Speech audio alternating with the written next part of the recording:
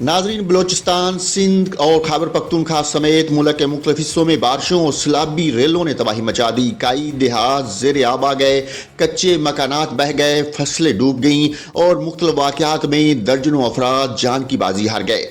बलूचिस्तान के इलाके किला अब्दुल्ला, पशीन, ज़ियारत और मुस्लिम बाग समेत मुतअद्दिद मकामात पर सैलाबी सूरत हाल बरकरार है।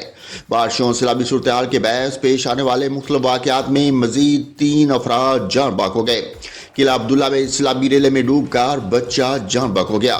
1 जुलाई से अब तक बलूचिस्तान के मुख्तलिफ अजला में बारिशों के दौरान पेश आए हादसात और सैलाबी रेलों से जान बाक अफराद की तादाद 19 हो गई। जान बाक अफराद में 9 बच्चे भी शामिल हैं।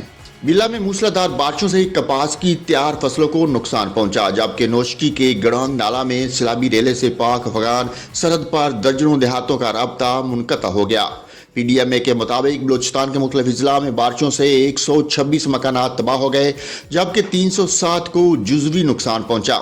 सैलाबी रेलों से 6 पुल मुतासर हुए, जबकि 31 किलोमीटर सड़कें टूट गईं और कई एकड़ पर खड़ी फसलों को नुकसान पहुंचा।